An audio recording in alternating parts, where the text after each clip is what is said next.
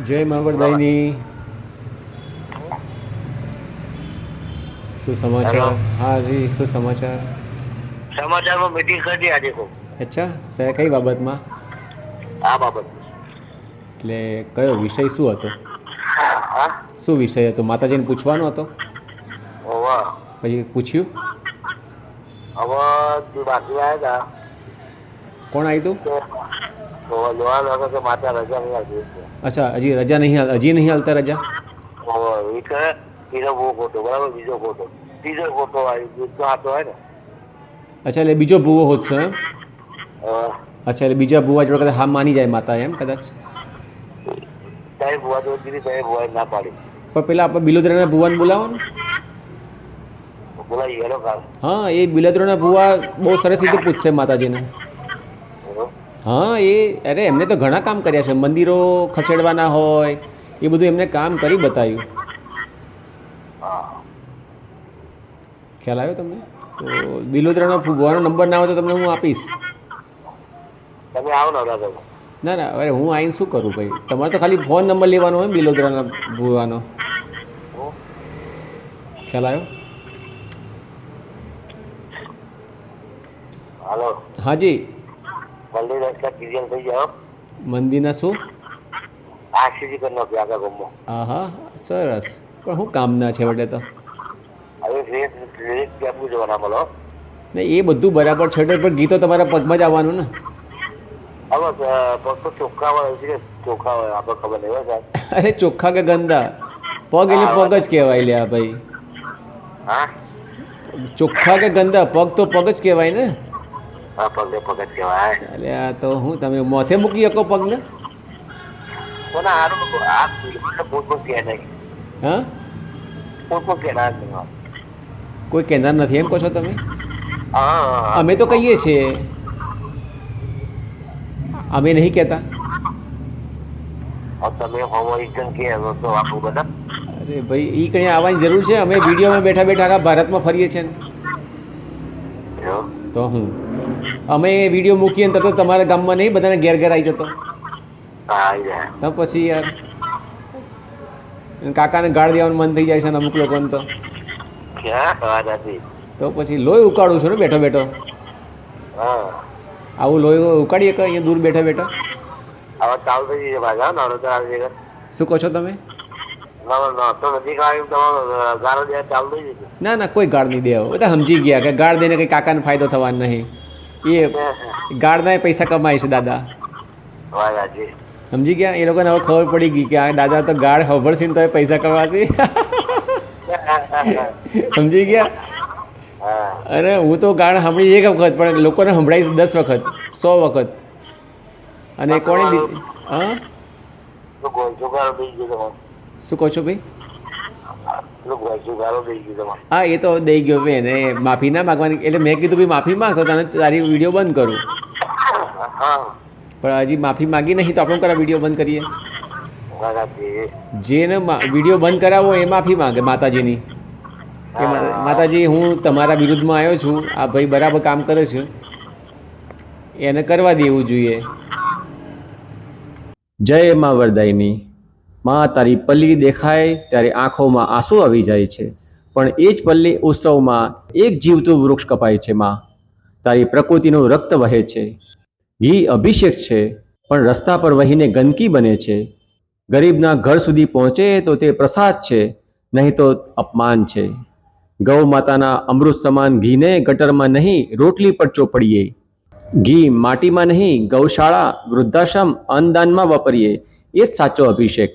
માતા વરદાયની ભક્તિ માગે છે, ઘીનો કાદવ નહીં. અંધશ્રદ્ધા માણસે નહીં, સદબુદ્ધિ જ બચાવશે. માં અમને સમજણ આપો કે તારો ઉત્સવ સાચે સેવા બને. શું આને પલ્લી ઉત્સવ કહેશો? જય મા વરદાયની. જય હંસવાહિની. જય વરદાયની માતાજી કી.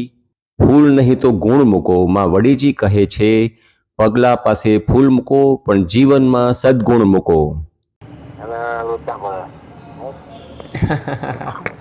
ચાલો, એ તો ભગવાન જગાડશે. બરાબર ને? પલ્લી જો તમને ખબર છે હું આવીશ શું થશે તો તમને ખબર જ છે ને. કોઈ ને આપણે જોઈ લેવાનું. અરે એમ નહીં લ્યા ભાઈ, દવાખાને સીધો મોકલવો પડે મને.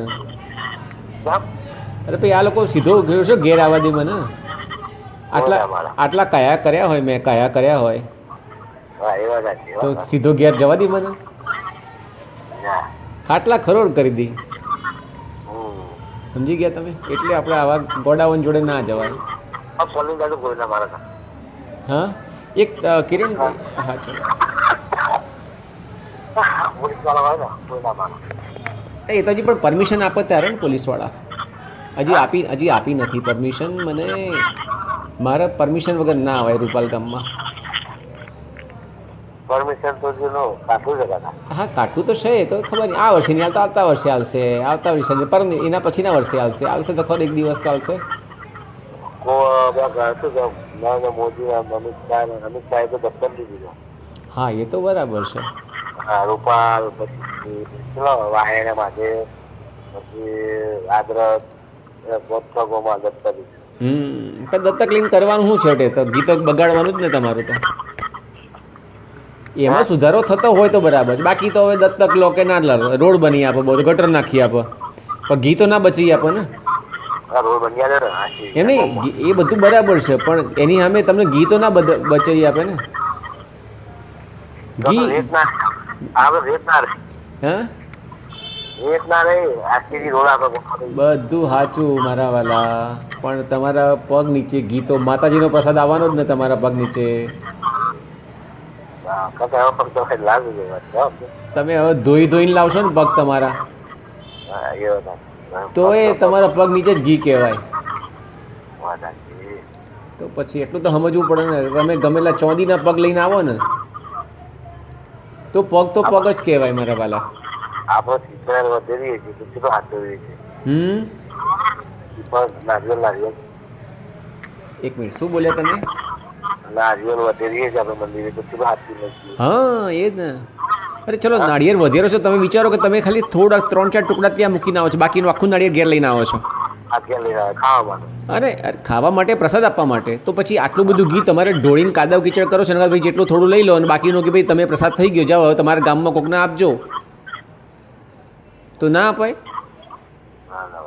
તો પછી આવું છે બધું. એટલે સમજવાનું તો ગામે જ છે, ગામને સમજવું પડે કે ભાઈ આની વ્યવસ્થા શું કરવી, નાળિયેર ઘેર આપવું કે ના આપવું. એ આમાં તો અત્યારે બધું બાંધવા માંડ્યું છે. હા, એ તો બધું થાય હવે. હે વરદાયની માતા, તમારો આશીર્વાદ શ્રમમાં છે, ઘીના બગાડમાં નહીં. અમે રાહ જોઈ રહ્યા છે પલ્લી ઉત્સવ 2025ની. રૂપાલ પલ્લી મંડળ સોના જેવા શુદ્ધ ઘીનો અભિષેક પલ્લીમાં પર કરશે, પણ નીચે પડેલા ઘી ઉપર ભક્તોને ચલાવવા પડશે. માં વડેચી, ખાવાલાયક ઘી કાદવ અને કીચડ કરવો પડશે. માં જગદંબા, કોઈને ચોખ્ખું ઘી ખાવા નથી મળતું, આ તો પાપ છે. માં જગતજનની, જય માં વડેચી. રૂપાલ પલ્લી મંડળના સેવકો, હું તમને એક પ્રશ્ન પૂછવા માંગુ છું. દર વર્ષે એક વૃક્ષ કાપવું, શું એ ભક્તિ છે? ઘી રસ્તા પર ઢોળી દેવું, શું એ પ્રસાદ છે? ગરીબ સુધી ન પહોંચે, શું એ સેવા છે? જો આ બધા પ્રશ્નોના જવાબ ના છે તો કહો, શું આ પલ્લી ઉત્સવ કહીશો? માં જગદંબા, તું અમને આશીર્વાદ આપ. દર વર્ષે કરોડો રૂપિયાના ઘીનો બગાડ ના થાય પણ શુદ્ધ રહે. કેન્સર પીડિત દર્દીઓને શીરો અને મોહનથાળ ખવડાવીએ. માં અંબે, અભિષેકમાં શ્રદ્ધા સાથે સેવા પણ હોવી જોઈએ. ડભોડા હનુમાનજી મોડેલ છે યથાર્થ. ધર્મની સાથે ઓળખ, જ્યાં તેલ વેડફાય નહીં, વપરાય સેવા માટે, એ ડભોડા હનુમાન છે. જય માં વરદાયની. બરાબર.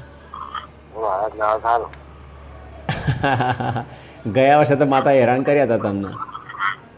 તો માતાજી બાધા રાખવાની. પાછા એ જ ઘી, એ જ માતાને બાધા રાખવાની જેનું તમે ઘી બગાડો છો એમ. એ માતાજી તમને રજા આવશે? વરસાદ ના આવે. અરે પણ એમ નહીં, માતાજી રજા આવશે તમને કે? અરે માતાજીને તમે હેરાન કરો, માતાજીનું ઘી ગંદુ કરો અને તમે પાછા આવી રીતે તમે રજા આલે કે તમારો વરસાદ ના પડે. એ તો ગઈ વખત નહોતો પાડ્યો, તમે બધા નથી માની. હા, સામાન્ય પડ્યો, બહુ આજુબાજુ ગામમાં બહુ પડ્યો. હા, અરે એમ નહીં, સામાન્ય કે ઓછો કે વધારે કાદવ થયો કે ના થયો તમારા ગામમાં? તો પછી વાત અને એક વરઘોડો નીકળ્યો હોય તમે લગ્નનો બરાબર છે માની લો લગ્નનો વરઘોડો નીકળ્યો અને તમે આખા ભીના થઈ ગયા એક વખત ભલે કીચડ થયો કે ના થયો તમે ભીના થયા તો તમારો અપસુકન થયા કે સુકન થયા તો પછી આટલું સમજવાનું હોય થોડો કે વધારે વરસાદ તો વરસાદ છે ને ભાઈ આવું છે જો ભાઈ સદબુદ્ધિ હોય ને તો એને ખબર પડી જાય કે માતા કયા થયા છે આ આટલાથી સમજણ પડવી જોઈએ એમ બહાદુરી બતાવો કે અમે કોરોનામાં પલ્લી કાઢી અમે કોરોનામાં પલ્લી કાઢી તમે માનતા નહીં લે કોઈનું એટલે પલ્લી કાઢી હા ભાઈ આ એટલે પલ્લી આવી આ યારી રહી છે વાત કરો હાલો હાલો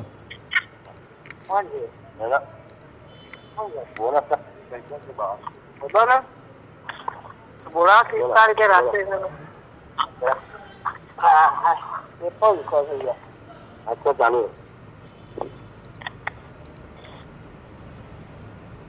हेलो હાજી हेलो હાજી ભાઈ બોલો કોણ हेलो હાજી નમસ્તે ભાઈ नमस्ते नमस्ते कौन कौन રાધેશ્યામ राधे श्याम રૂપાલ પલ્લી ऊपर पल्ली यार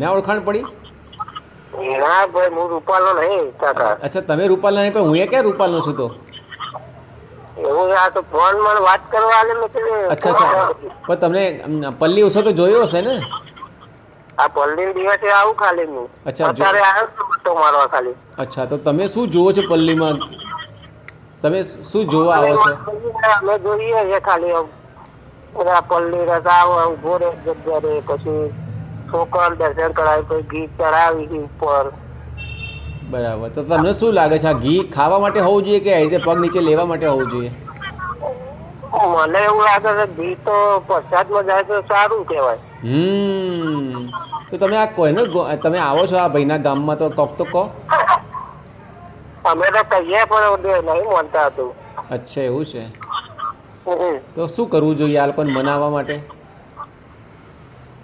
મનાવવા તો અમને તો ગામનું જે આગેવાન હોય સરપંચ કોઈ કહે છે ને ગામનું સરપંચ તો પેલા બેન છે વિલાસબેન વિલાસબેન હતું એમના જોડે મિટિંગ કરવી પડે કારણ કે આ તો આખા ગામનો પ્રશ્ન ખરો ને યાર વાત તો તમારી સાચી છે પણ તમે વિચારો કે સરપંચ ફોન જ ના રાખતા હોય અને એમાં હસબન્ડ રાખતા હોય ફોન અને હસબન્ડ ગાઢ બોલતા હોય ગારો બોલે હસબન્ડ અરે ભાઈ ભરતભાઈ ચાવડા એમના હસબન્ડ છે બરાબર હા ફોન કરીએ ને અને હું રાધેશ્યામ રૂપાલ પલ્લી ફોન કરું ને તો ગાળોનો વરસાદ થાય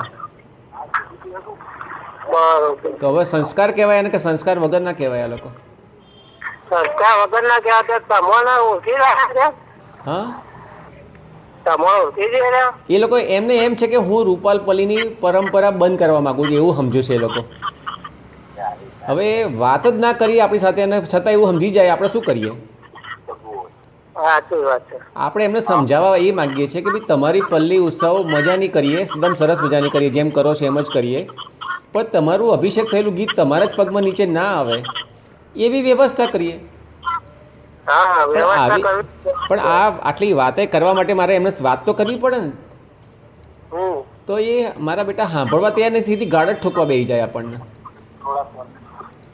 અને એ રેકોર્ડિંગ થયેલી છે ગાળ મેં યુટ્યુબમાં મૂકી ફેસબુકમાં મૂકી નમસ્કાર. ભારત દેશમાં શ્રદ્ધાની પરંપરા અને ઘણી બધી કહાનીઓ છે પણ આજે રાધેશ્યામ પટેલ અમારી ઓફિસ આવ્યા છે ફરી એકવાર આવ્યા છે અને એમની પાસે એ પ્રોજેક્ટ છે જે રૂપાલની પલ્લી માટે ઘણીવાર પોતાના ગળામાં આને લટકાવીને તો ઘણીવાર અલગ અલગ હોર્ડિંગ્સ બેનર લઈને ફરતા હોય છે. કોઈની પણ શ્રદ્ધાને પડકારવા કરતાં પણ વિશેષ આ જે પ્રોજેક્ટ છે એ તમે રૂપાલ ગામનું નામ સાંભળ્યું હશે. ગાંધીનગર પાસે આવેલું રૂપાલ ગામ છે અને રૂપાલ ગામમાં ઘીની નદીઓ રેલાય છે. હવે એ ઘીની નદીઓ રેલાય તો દરેક લોકો ખૂબ શ્રદ્ધાથી શુદ્ધ ઘી ત્યાં ચડાવવા માટે જાય છે માતાજીને પણ એના પછી પ્રશ્ન એ આવે કે તમે એવા દ્રશ્યો પણ જુઓ છો કે જ્યાં ખોબે ખોબે કોઈ એ ગંદુ ઘી છે ભરે છે ડબ્બામાં અને ઘણા બધા પ્રશ્નો થાય છે. તો એમણે વિચાર્યું કે એનું કંઈક સોલ્યુશન લાવીએ એટલે સૌથી પહેલાં તો એમની પાસેથી જ સમજીએ. Thank you so much for joining અસ. અને આપણે આ 4 રસ્તા થયા અને આ એનો એકચ્યુઅલી હકીકત આવી છે કે ભાઈ ગામનો ચોક છે અને પલ્લીજીને મોટા ભાગે અહીંયા ઊભા રાખે છે. અને આપણે હવે એવું કરવા માંગીએ છીએ કે અહીંયાથી અહીંયા 20 ફૂટ અંતર છે અને 6 ઇંચ ડેપ્થ વાળો એક ભાગ અને તોડી નાખીશું અને આપણે તોડી નાખ્યો માની લો. અને પછી નીચે આ તાવડી મૂકી દીધી. તાવડી જેવો આકાર છે. આ કાણા નથી પાડેલા, રેડીમેડ છે એટલા માટે. પણ અહીંયા હોલ હશે સેન્ટરમાં, જેમ બાથરૂમમાં હોય અને ગટર સિસ્ટમ કરીએ એવી રીતે અહીંયા પાઇપ સિસ્ટમ કરવાની અને અંડરગ્રાઉન્ડ એ બધું કામ કરી લેવાનું. એના પછી આને વ્યવસ્થિત મૂકી દેવાનું. એટલે એમને કંઈક આ પ્રકારે પ્રોજેક્ટ બનાવ્યો છે અને પલ્લી મોટા ભાગે અહીંયા ચોકમાં આવીને ઊભી રહે છે. હું સમજી છું એટલે હું તમને આવે એની પહેલા કહું કે જે ઘી આવે એ પલ્લી અહીંયા એક્ઝેક્ટ ઊભી રહે. માતાનો રથ આ રહ્યો, પલ્લીમાંનો રથ અહીંયા આવીને ઊભો રહેશે. હા, એકચ્યુઅલી આ પ્રસંગ શરૂ થાય પહેલા આની પર પ્લાસ્ટિક હશે, જેથી દિવસ દરમિયાન જે ધૂળ ઉડતી હોય, ગુલાલ ઉડે, એ બધું આની પર પડે નહીં. પલ્લી નજીક આવી જાય એટલે આ પ્લાસ્ટિકને લઈ લેવાનું અને પછી આ મૂકી દેવાનું. પછી જે આજુબાજુ ટ્રેક્ટર મૂકેલા છે એ લોકોને, એમાંથી જેમ ઘી અભિષેક કરે છે એમ કરે, કઈ જરાય ફરક નહીં કરવાનો. અને આપણો આ ઢાળ એવો છે કે એ ઢાળના કારણે એને યોગ્ય જગ્યાએ જે સિસ્ટમ બનાવી છે એ પ્રમાણેનું ઘી જતું રહેશે. અને એ જે જતું રહે પછી આપણે નીચે બહુ જગ્યા મોટી નથી રાખતા, ફક્ત 500 અથવા 1000 લીટરની જગ્યા જોઈએ છે નીચે અંડરગ્રાઉન્ડ.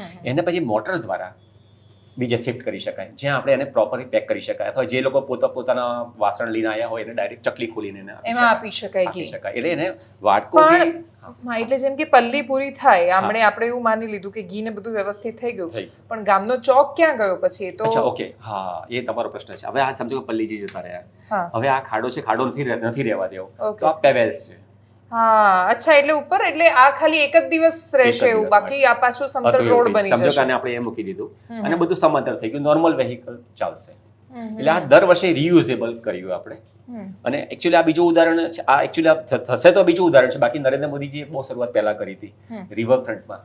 ગણપતિ મહોત્સવ પણ થાય હતા ત્યારે એમણે, અને એ નદી ગંદી પણ ન થાય અને કુંડ બનાવ્યા, ગણપતિનું વિસર્જન થયું. એમને ભગવાને આશીર્વાદ આપ્યા, 3 વખત મુખ્યમંત્રી, 3 વખત વડાપ્રધાન થયા. હું તો ગામડાને પણ કહું છું કે તમે ભગવાનને રાજી કરો અને ગરીબને રાજી કરો, તો તમને પણ આશીર્વાદ મળશે અને તમારા ગામમાં સોનાના રસ્તા બનશે. ખરેખર તો 50 કરોડ એટલે કે નાની રકમ નથી. અને આ જો રકમ એમના ગામમાં વપરાય ને તો જે ધંધો કરવા માંગતા હોય એને લોન આપી શકે આ જ પૈસે.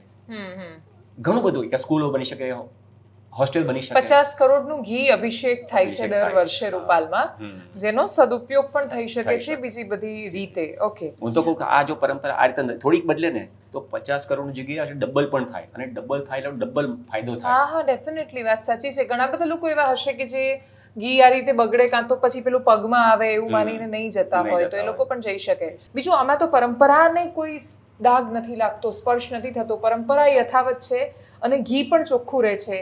આપણે કોઈ જાતિઓનું અપમાન નથી કરી રહ્યા, કોઈ માણસને માણસની જેમ રાખવાની આની અંદર વધારે સારું. અને બીજું કે આ સમય છે એ જ સારો સમય છે આ બધી વાતોને સુધારવાનો.